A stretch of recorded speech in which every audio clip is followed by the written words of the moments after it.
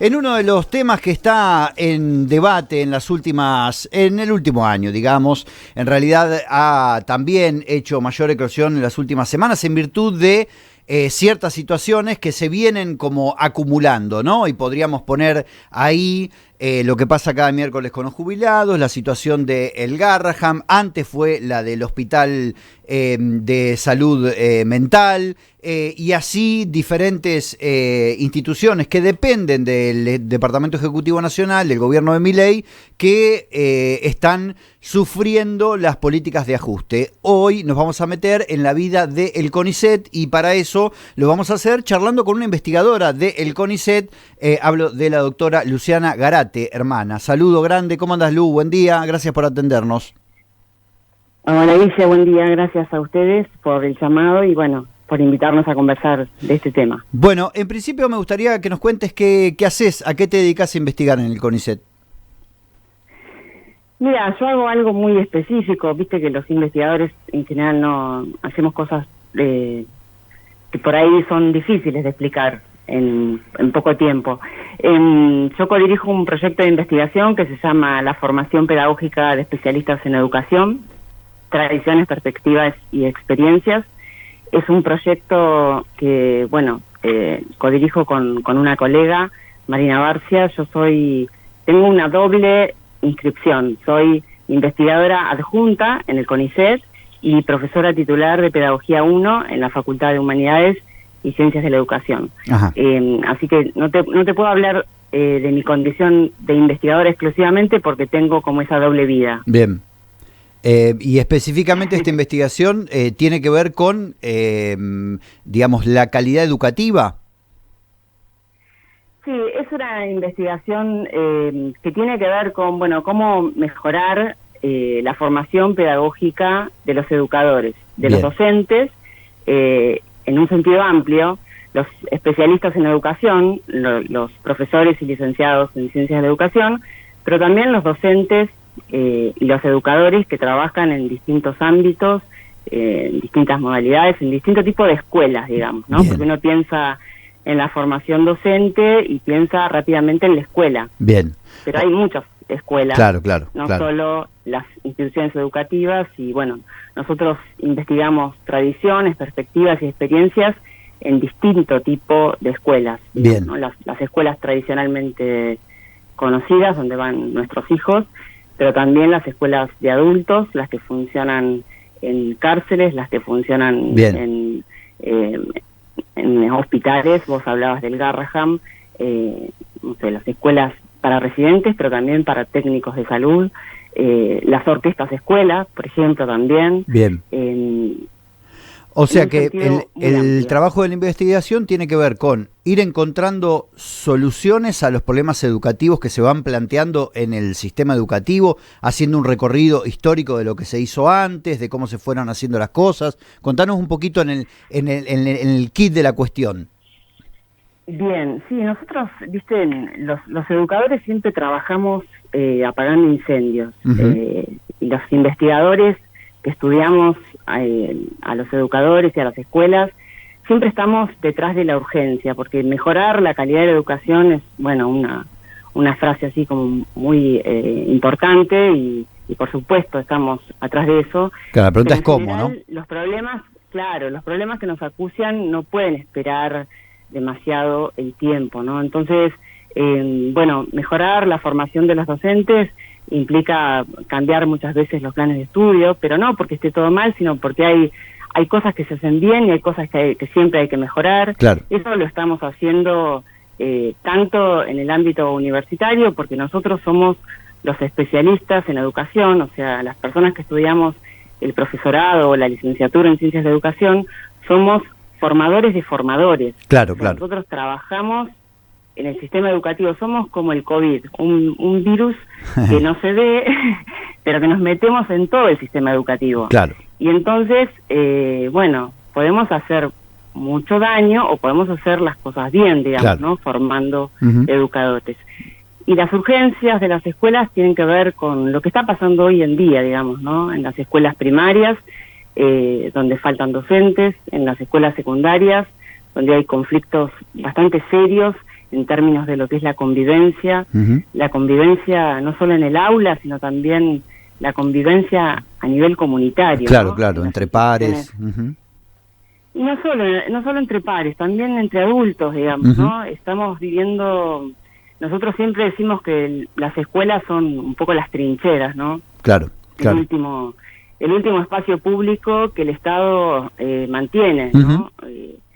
No es la primera vez que las escuelas y los investigadores que estudiamos estos temas sufrimos embates de las políticas, pero bueno, siempre las escuelas resisten, afortunadamente, ¿no? Son como el último resquicio. Entonces vos me decís, bueno, concretamente, ¿cómo se puede mejorar? Y bueno, mejorando cómo se forman los docentes, mejorando las condiciones de trabajo en las escuelas. Afortunadamente existen algunas políticas de mejora todavía subsisten algunas políticas de mejora, pero hay muchas otras que están, bueno, muy atravesadas por este ajuste feroz y bueno, los educadores, los pedagogos y los investigadores tenemos la piel bastante curtida porque no es la primera vez que nos toca resistir esto, pero bueno, no es fácil ser docente hoy en día. No es fácil teniendo que tener doble cargo para poder llegar a fin de mes. Claro. Y bueno. Y además hacerse cargo también en parte de la problemática social, ¿no? Que es claro. Un docente a veces tiene que dar clase con un chico que tal vez no tiene ni siquiera ropa adecuada para la época del año, o no ha tenido un buen desayuno, o no ha tenido un buen almuerzo, o problemáticas de los padres, digamos, fuera de la escuela. Son condiciones muy difíciles. Lu, quería repasar entonces. Tu trabajo tiene que ver con, entonces, tratar de mejorar el trabajo de los docentes para que eso redunde en una mejor calidad educativa, digamos, haciendo como un resumen muy burdo de todo lo que nos has contado. Contanos qué es lo que ha pasado en el último año y medio, desde que el gobierno de Javier Milei ha asumido con el sistema de conocimiento científico en Argentina. Al menos en lo que te ha tocado vivir a vos, ¿no? Bueno, mira, a ver, nosotros, hay mucha información en este momento en la opinión pública y se están dando como muchos datos, ¿no? De cuestiones que tienen que ver con ese ajuste. Yo te puedo contar, o sea, ¿vos querés que me refiera a esas cuestiones generales o a cuestiones más concretas de cómo nos ha afectado a nosotros en el espacio de trabajo donde yo estoy? Ambas, si querés andar de lo general a lo particular, resumiendo un poco para que no se nos haga tan extensivo. Dale, bueno, el ajuste nos pega concretamente en el freno absoluto del financiamiento a los proyectos de investigación. Desde el 2023 el gobierno está pisando, se utiliza un poco esa expresión, porque en realidad los fondos están depositados, hay fondos depositados comprometidos por el Estado Nacional, no por el Poder Ejecutivo, comprometidos por el Estado Nacional para el financiamiento de las investigaciones que se desarrollan en el CONICET. Hay investigaciones aprobadas, evaluadas en 2021 y 2022 que están aprobadas, y no se ejecuta el financiamiento. Y eso determina, bueno, que no tenemos fondos para investigar desde 2022 en adelante, y desde o sea, proyectos aprobados en 2022 y desde 2023 nosotros nos presentamos y tampoco tenemos financiamiento. Claro, y vos, por ejemplo, en tu investigación particular, ese recorte, ¿cómo te impacta, digamos? Que no tenés, además del recorte, digamos, del ajuste en salario, que es el otro gran tema, ¿no? Diría el principal, además también además del recorte de las investigaciones, pero ya que hablas de las investigaciones, ¿cómo te impacta a vos en, por ejemplo, la dedicación o las horas humanas que necesitas para cumplir con determinadas cuestiones de la investigación? A ver, yo todavía, como dijo el presidente del CONICET, todavía nos pagan el sueldo. Agradezcan que todavía les estamos pagando el sueldo. O sea, yo todavía en lo personal, si me preguntás a mí, yo estoy en una situación privilegiada porque concursé. Perdiste el 40% del poder adquisitivo, pero sos privilegiada, digamos. Yo ingresé al CONICET en el año 2007, hace mucho. Ayer hablábamos y te decía, ingresé en el 2020. Claro, yo ingresé como investigadora profesional, o sea, como investigadora adjunta. Claro. Pero ingresé para formarme en el año 2007, hace mucho. 2007. Y, Claro, en el 2007. Casi 20 años. En el 2006 Claro, en el 2006, ¿te acordás? Nació Emi. En el 2007 ingresé como becaria doctoral. Claro. Y bueno... O sea que hace 18 años que venís trabajando en investigación para producir conocimiento para el sistema educativo. Bien. Claro, y el tema es, vos me decís, ¿en qué afecta eso hoy a la gente joven? Bueno, yo en este momento en el equipo, nosotros tenemos 2 becarias CONICET. Una está bajo mi dirección. ¿Y qué es lo que está pasando? Bueno, lo que le está pasando a gran parte de los trabajadores estatales, digamos, ¿no? Que no es, o sea, no solamente no llegan a fin de mes, sino que tienen que tener otros trabajos para poder cubrir la canasta básica. Y el problema mayor, digamos, todavía no lo tengo tanto yo, que yo ya soy investigadora formada y tengo un cargo en la universidad, sino que lo tiene sobre todo la gente más joven. Claro. Es muy difícil en este momento decirle a una persona estudiar para ser docente. De la misma forma es muy difícil decirle a un joven profesional graduado, ¿por qué no te presentás a una beca para estudiar un doctorado, una carrera de 5 años y dedicarte a la investigación? Claro.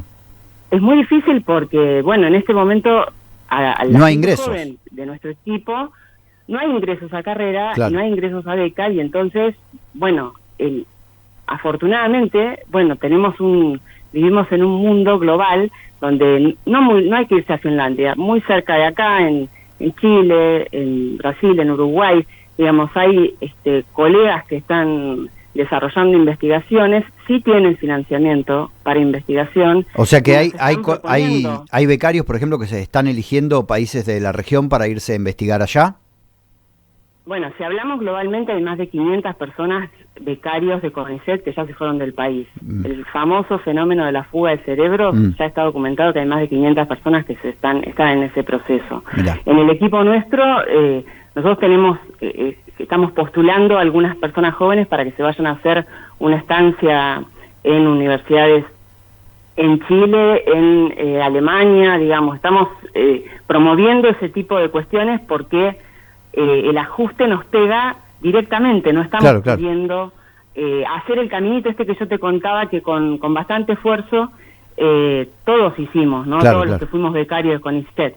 Porque además nos pasa una cosa cuando somos mujeres, ¿no? Que nos agarra en un momento de la vida, entre los 30 y los 40 años, donde capaz que se te ocurre ser madre o capaz que no se te ocurre, pero bueno, por ahí quedas embarazada, ¿viste? Y entonces es difícil combinar la tarea profesional de ser investigador y dedicarse a eso cuando uno tiene que ir pariendo tesis mientras va pariendo hijos, ¿viste? Claro. Y esto no es una metáfora. Sí, y además ahora pariendo, tratar de llenar la heladera, ¿no? Porque también se da esa situación. Como le pasa a muchos otros trabajadores en este momento. Claro. Entonces, digamos, nosotros en el equipo tenemos, y particularmente en la línea de investigación donde yo trabajo, yo estoy trabajando con 7 tesistas, 4 de doctorado y 3 de maestría. Solamente una de las tesistas es becaria doctoral de CONICET y, bueno, se queda sin beca y no tiene posibilidad de entrar a carrera. No tiene posibilidad de hacer un postdoctorado, que es lo que a mí me permitió seguir estudiando después de que terminé el doctorado. Bien. Y, bueno, y una becaria de la universidad que gana todavía menos que los becarios de CONICET y que no puede dejar su trabajo en el club, es profesora de educación física y trabaja doble cargo, como hacen gran parte de los educadores, la mitad del día como becaria y la mitad como profesora. ¿Cómo está la situación en cuanto a asambleas dentro del CONICET tratando de exigir recursos? He perdido un poco el día a día, no sé cómo está hoy la cosa, pero tengo entendido que están también, digamos, tratando de exigir algún tipo de respuesta de parte del gobierno. Sí, se constituyó hace un tiempo una red argentina de ciencia y tecnología, la RAICIT, que concretamente la semana pasada convocó asambleas y reuniones ampliadas en todos los lugares de trabajo, en todos los centros científico-tecnológicos que tiene el CONICET en todo el país. Acá en La Plata funciona uno de los más grandes, el CCT, el CONICET de La Plata, porque nuclea, vos sabés que estamos en una región muy populosa y hay, bueno, muchos investigadores. La Facultad de Humanidades, donde yo trabajo, es una de las más grandes de la Universidad de La Plata, y bueno, hay un llamado a movilizar junto con los jubilados, junto con los trabajadores del INTA, junto con, bueno, muchos otros colectivos, sí, educadores y docentes y colectivos para fines de junio. Bien. Está organizando una gran marcha universitaria, como sucedió el año pasado, porque es como vos decís, a veces es muy difícil conmover a la opinión pública. Nosotros somos, imagínate, una isla, 12.000 investigadores tiene el CONICET. Claro, es nada. ¿Qué son 12.000 investigadores en el Estado? O sea, vamos a ponerle arca, lo que era antes la AFIP, son 20.000, digamos. Claro. ¿No? Entonces vos decís, bueno, ¿qué son 12.000 investigadores? No es nada. Claro, la universidad sí es una comunidad más grande. Claro. Pero bueno, hay evidentemente ahí una... Sí, lo que queda claro con ese número es que hay una cuestión política, no económica o financiera detrás, ¿no? Está claro que no hay, digamos, el Estado argentino le podría tranquilamente financiar a la ciencia, lo que está claro es que hay una intencionalidad de no financiarla, digamos, ¿no? Eso es lo que está detrás. No cabe este argumento de defender el déficit fiscal, que son un gasto, digamos, que tampoco tiene un asidero, sino todo lo contrario, digamos. Hay sobrados argumentos, no hay desde lo económico precisamente una falta de argumento.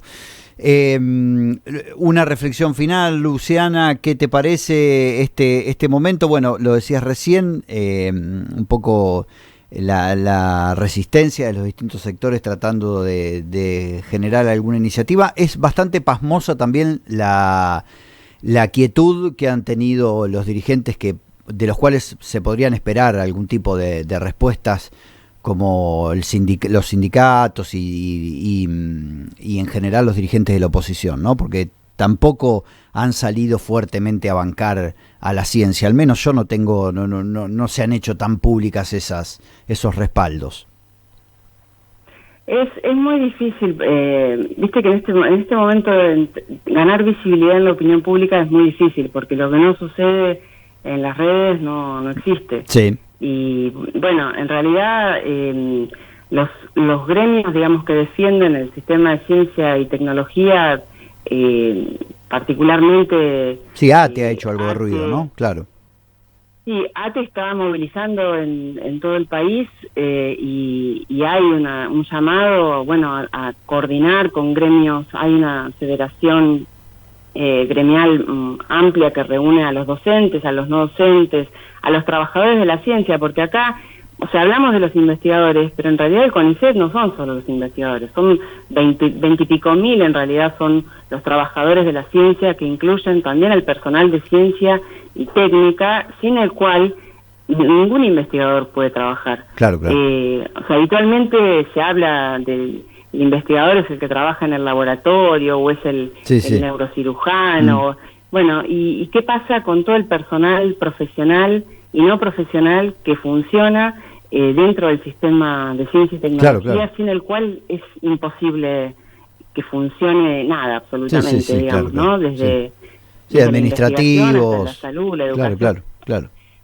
Sí, administrativos y no solo administrativos, ¿no? Porque hay un montón de profesionales que trabajan en distintos campos, digamos, en el campo nuestro de la educación, sin los cuales, no sé, pensá en una escuela, digamos, ¿no? Sí, claro. ¿Quién abre la puerta de la escuela? Sí, claro, la maestranza, claro. Hay un montón de personas que abren las puertas, que permiten, que no son, que son fundamentales y que son invisibles muchas veces en el sistema. Bueno, lo mismo pasa en el sistema de ciencia y tecnología. Y bueno, se está intentando justamente nuclear fuerzas para ganar visibilidad y bueno, y también para mostrar el valor social que tiene lo que hacemos, ¿no? Porque vos decías hoy, hay una intencionalidad de desfinanciar. Nosotros discutimos un poco esta cuestión porque en general el costo político de cerrar escuelas es muy grande, de la misma forma que el costo político de cerrar al CONICET. Hay muchas formas de desfinanciar, por ejemplo, de privatizar la investigación. Que el financiamiento público que hoy circula a través del CONICET, bueno, pueda ser accesible para universidades privadas, para organizaciones o Claro, ONGs, claro, digamos, claro. ¿no? Con las cuales... Entonces, yo no estoy tan convencida del argumento de que la direccionalidad actualmente sea cerrar el Claro, CONICET claro, o te entiendo. cerrar las escuelas. Tal vez Entonces, es de hay financiarlo como para una que crezcan los batalla privados. cultural. Sí, o utilizar los fondos del Estado, o sea, que el sector privado pueda aprovechar Ujú. los fondos del Estado Claro. para realizar, bueno, lo que saben hacer muy bien, digamos, ¿no? Claro, claro. Este, Muy bien. básicamente negocios. Luciana, gracias por el tiempo. Ha servido para tener No, gracias. una visión cercana de la situación en la investigación en Argentina, en este caso particularmente con tu caso vinculado con las ciencias de la educación. Gracias por el tiempo. Gracias a ustedes. Un saludo cordial. Luciana.